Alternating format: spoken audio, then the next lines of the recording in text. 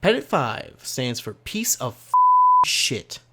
The early days of CRPGs were an absolute cesspool and borderline unplayable, mostly because programmers were just testing things out on various computer systems rather than trying to make games fun.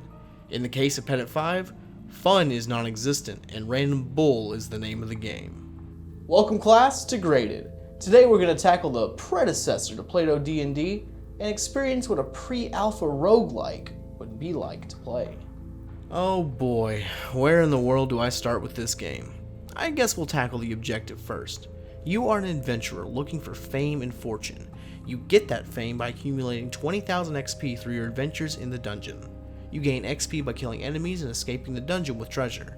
Those enemies consist of men, beasts, goblinoids, undead, and mythical creatures, all of which are between levels 1 and 6. The treasure consists of silver, gold, gems, and jewelry, which all have more and more value, but only contribute to your XP if you leave the dungeon with it. Sounds simple enough, however, there is virtually no way to strategize your way through the dungeon. Besides the layout, everything in this dungeon is entirely random.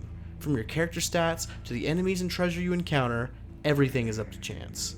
You can start the dungeon with a level 1 character and within 30 seconds be killed by a level 6 dragon.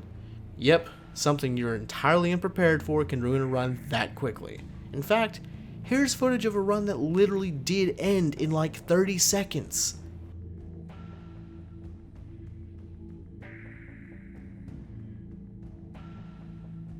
This game hates you, and trust me, I hate this game.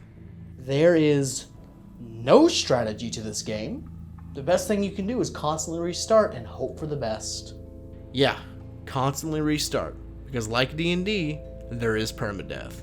You can waste several hours on one character trying to grind that 20k just for an enemy you're completely unprepared for to take you out. Even worse, you can easily be killed by something that you should 100% have won against. Here's me killing a strong enemy just to immediately die to a much weaker one.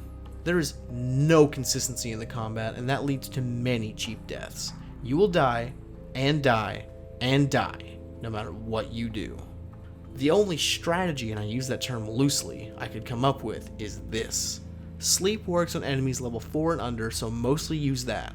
However, sleep doesn't work on level 5 or 6 enemies, and none of the undead enemies.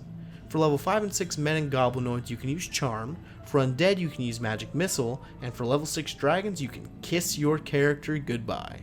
Throughout playing, I never killed a dragon once, and the run where I finally beat this game, I attribute solely to good luck because I never on that run encountered a dragon.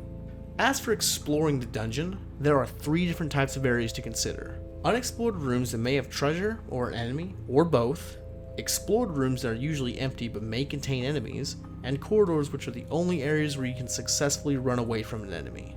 If you don't successfully evade an enemy in a corridor, you have to fight, which may result in death.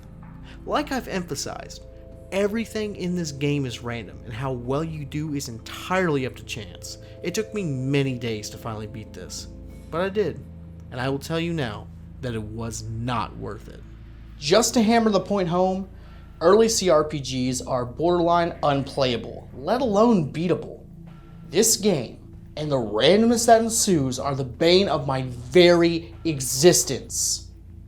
However, I think that we can be fair. How about, in the spirit of randomness, we give this game a random letter grade? An F-. Now that seems pretty fitting to me.